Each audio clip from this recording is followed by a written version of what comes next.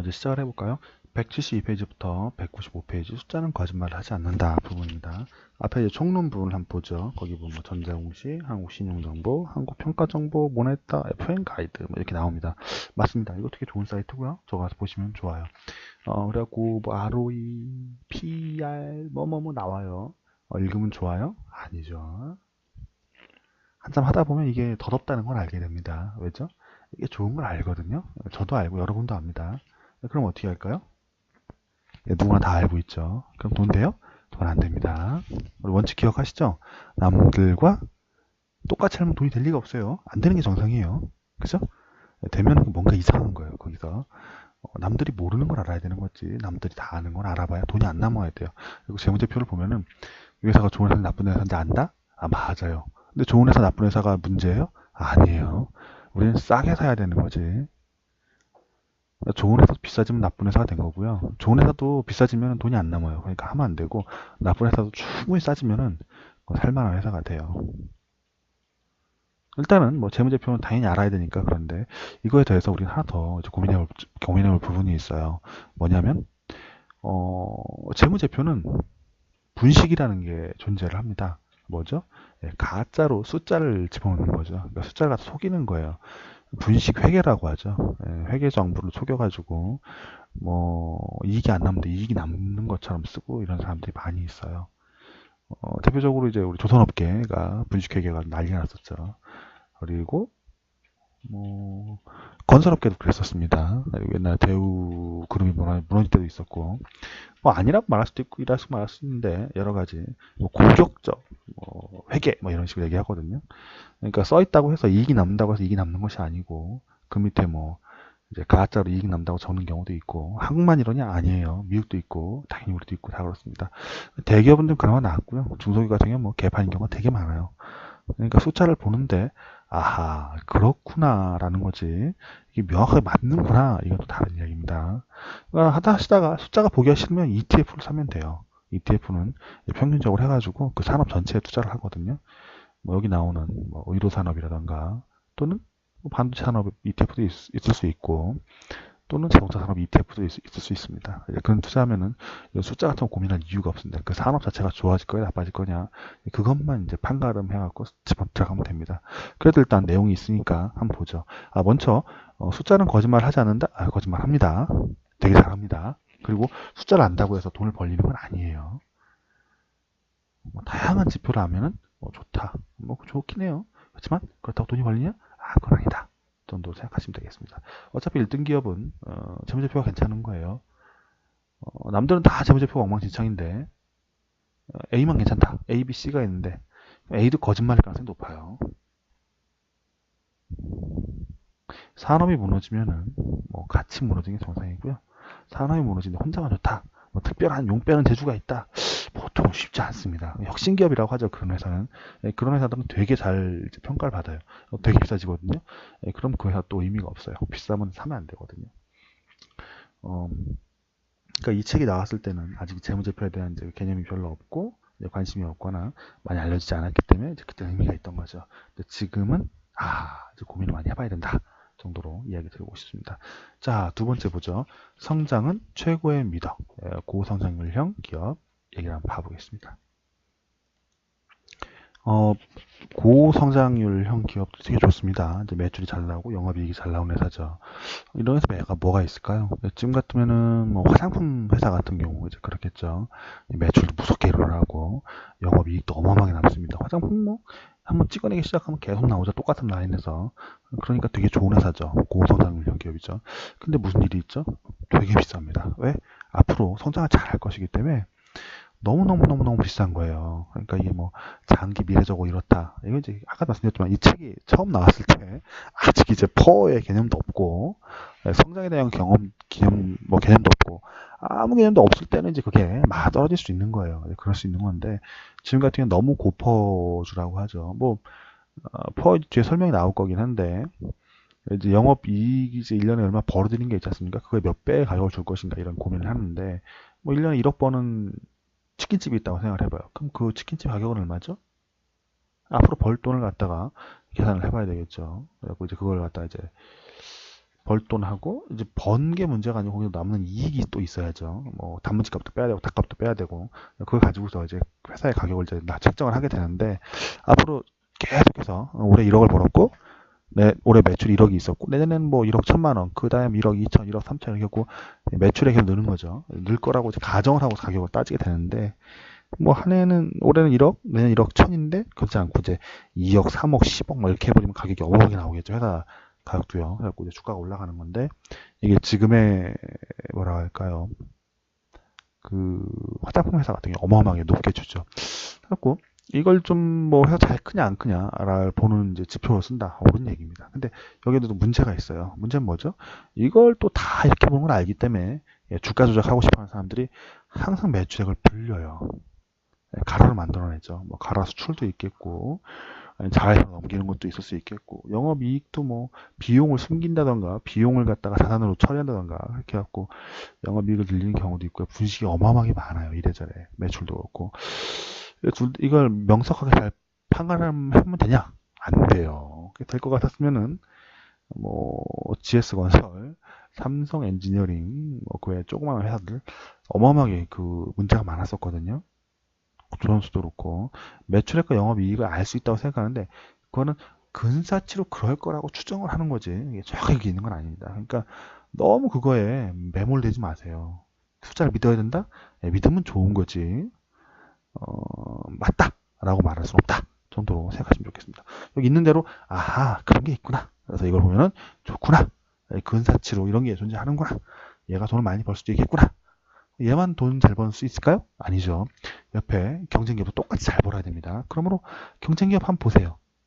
둘 다 분식하고 있을 수도 있어요. 그러니까 전체 산업을 한번 비교를 한번 해봐야 되고 전체 산업에 비해서 얘가 너무 잘한다. 그러면 이제 뭐가 문제가 있는 거죠. 그렇게 차이할 수가 없거든요.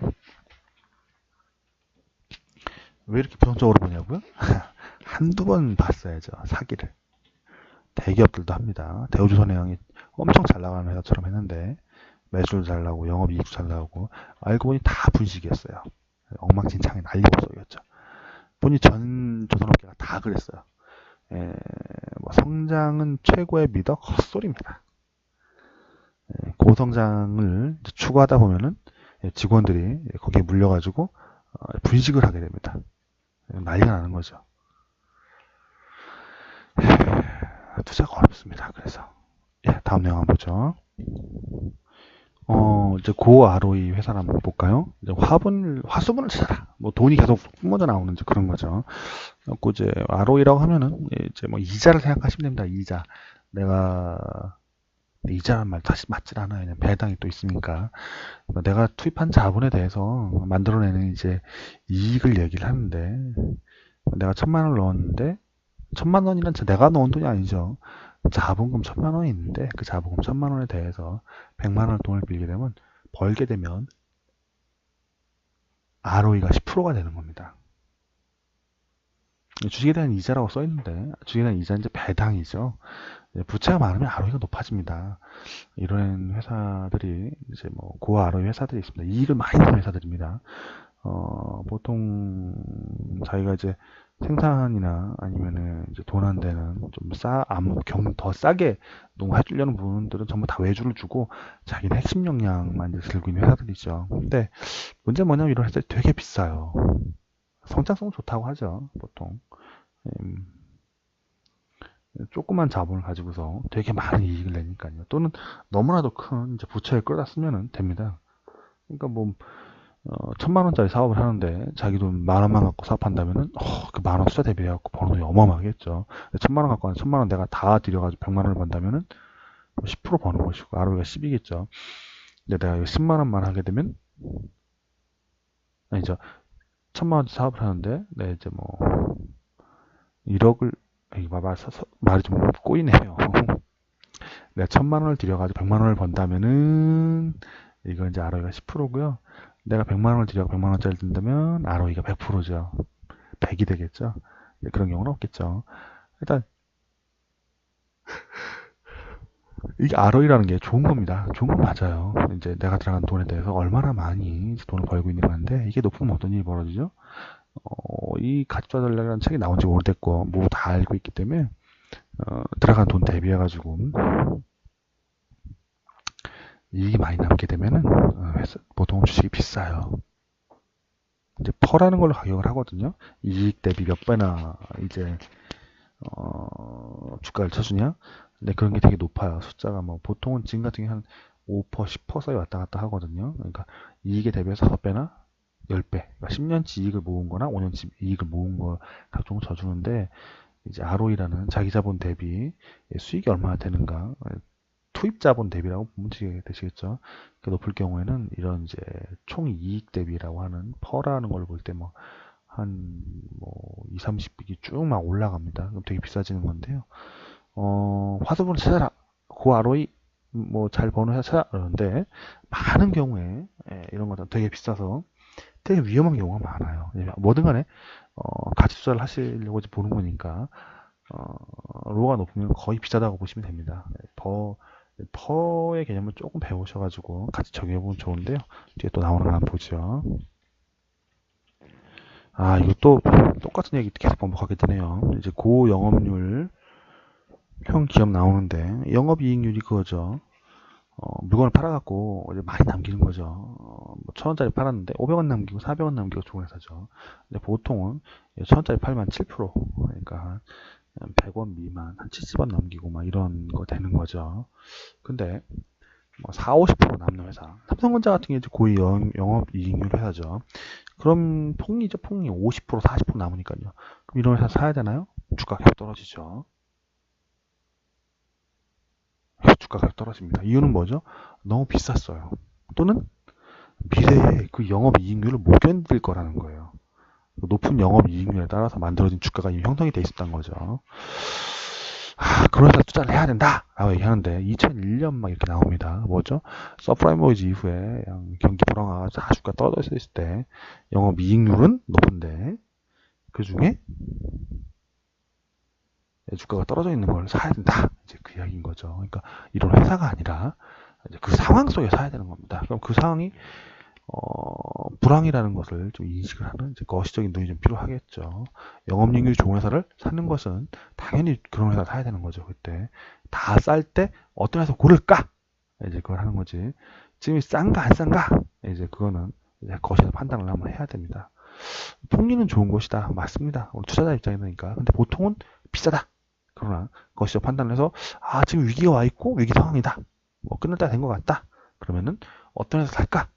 그때 이제 고영업이익률 회사를 사는 것이 맞다 정도로 봐주시면 되겠습니다. 그리고 옛날에 고영업이익률이 지금도 그 영업이익률을 지키고 있느냐? 쉽지 않은 경우가 많습니다. 왜냐면 이제 경쟁자가 계속 들어오거든요. 아직도 지키고 있다? 그럼 또 고민 한번 해봐야 되겠죠. 비즈니스 모델이라는 게 계속 쉽게 변하는 게 아니니까 확인해보고 이제 그런 회사들을 이제 어려울 때 사는 걸 고민해보면 되겠습니다. 지금 이제 특히 어려운 시절이죠. 그러니까 앞으로도 이제 영업이익률 기업을 이제 구매하는 것을 한번 고민해볼 수 있습니다. 영원히 싼 것은 없다라고 나오고 이제 퍼에 대한 설명이죠. 이제 퍼가 뭐죠? 퍼는 주가를 갖다가 주당 순이익으로 나누는 가격을 얘기를 합니다. 이게 좀 어렵죠. 어려우니까 이렇게 생각하시면 돼요. 내가 몇 년을 벌어야 원금을 회수할까? 이렇게 생각하시면 돼요. 보시면 이제 퍼 써있을 때 이제 뭐 10%, 7%, 5%, 3, 2 뭐 이렇게 나오거든요. 2는 그 회사를 해가지고 2년 동안 벌어야 이제 그 주식에다가 투자한 만큼 버는 거고요. 퍼가 10이면은 10년치 번 것만큼 가격을 준다 이렇게 생각하시면 됩니다. 보통 이게 높으면은 비싼 거고 이게 낮으면은 싼 거고 뭐 이런 식이 하죠. 높다는 거는 뭐 10, 20, 60 뭐 이거죠. 60은 60년 동안 이제 번 돈을 모아야 이제 그 가격이 된다는 얘기고요. 만약에 1이나 2라면은 한 해나 두 해만 벌어도 원가격이 나온다는 얘기예요. 근데 퍼는 이제 수익으로 나타내는 것이기 때문에 영업이익만이 아니고 뭐 일회성 수익이겠죠. 땅을 판다던가 아니면 뭐 소송에서 뭐 이겨가 돈을 판다던가 여기까지 전부 다 이익을 집어넣기 때문에 잘못된 이제 가격이 나올 수가 있어요. 그러니까 그건 좀 자기가 알아서 잘 판단하고 빠져야 되고요. 수익 가치를 반영하고 자산 가치를 미환한다고 하죠. 아까 말했잖아요. 돈을 벌면 돼요. 번 걸 하는데 땅이 1,000억이 있어요. 그럼 이게 퍼로 표현이 되나요? 안 돼요. 그 땅을 퍼로 1,000억을 받았어요. 그럼 퍼로 표현이 돼요. 원래 있는 땅 가격이라는 건 요건 이제 의미가 안 되기 때문에 요건 이제 PBR이라는 걸로 다시 따지긴 하는데 이제 퍼로 나타낼 수는 없다는 거죠. 근데 퍼는 또 엄청나게 많이 알려져 있고 많이 사용합니다. 그래서 전략도 많죠. 저퍼주를 사면 된다. 1등 기업인데 다들 저퍼주인 것들을 사가지고 모아두면은 뒤에 가서 올라간다. 뭐 이런 것도 있습니다. 다우의 개의 이론이라 해갖고 다우존스 종목에 들어가 있는 것들 중에 그 가장 표가 낮은 것들, 그러니까 멀티플이라고 하는데 번거 대비 주가가 가장 싸게 돼 있는 것들을 사두면은 뒤에 돈을 번다. 이런 얘기도 있습니다. 다우의 개 이론이라고 불리죠. 또 이게 말이 되긴 해요. 이제 원래 싸게 파는 건데 싼 거죠 주식이. 다른 회사들은 10년치 이익만큼을 주가로 반영을 시키는데 저퍼라고 불리는 것들은 10년이 아니고 2년, 1년, 뭐 3년 요 안에 것들을 반영을 시키니까 시간이 지나서 뭔가 좋아지겠죠. 주식은 이제 경기 상황, 경제 상황을 반영하기 때문에 좋았다 나빴다 계속 반복을 하거든요. 그때 시간이 지나 보면은 다시 산업이 좋아지면은 저퍼에서 고퍼로 올라가는 상황이 있다. 그러니까 뭐 퍼 한 3이었는데 이게 한 10 이렇게 올라가면 2배쯤 올라가는 거죠. 여기서 이제 지금의 현재 GS건설, 옛날에 LG건설 이야기가 나옵니다. 이익에 비해서 주가가 너무 적게 나온 거죠. 이익은 주당 한 6천원씩 나오는데 주가가 실제로 6천원이에요. 그럼 뭐예요? 정상적인 가격인가요? 아니죠. 되게 싼 가격이죠. 1년 번 거하고 본다면. 아유, 정신이 오락가락하네요. 새벽 1시에 녹음을 하고 있더니. 자, 여기 뭐 다 좋은 얘기입니다. 근데 사람 다 모르는 건 없어요. 뒤에 이제, 이거에 대해서 용어들이 쭉 나오죠. 용어 쭉 읽어보세요. 읽어보시고 되게 좋은 거예요. 좋은 거지. 설명 되게 쉽게 잘 돼 있거든요. 근데 제가 드리고 싶은 말씀은 이거예요. 이거, 안다가 돈은 안 돼요. 왜요? 남들 다 알고 있거든요. 말씀드린 거 잊으시면 안 돼요. 남들이 알고 있는 걸 내가 알고서 그동안 큰 돈을 버는 건 사실 불가능해요. 남들보다 남들이 모르는 걸 알거나 아니면 남들보다 더 큰 위험을 져야 되는 거죠. 그러나 이걸 알아야 되는 이유는 뭔 소리인지 못 알아듣겠는 거예요. 다른 사람들이 전부 다. 그러니까 나도 남들만큼은 알아야 뭘 알아듣고 공부가 중급으로 올라가고 이제 그 이상 올라갈 수 있는 거죠. 뒤에 있는 용어 설명 같은 경우 따로 하나 이제 동영상도 찍어가지고 따로 여러 개 동영상 찍어서 설명을 또 해보겠습니다. 일단 내용을 계속 진행해 보겠습니다. 감사합니다.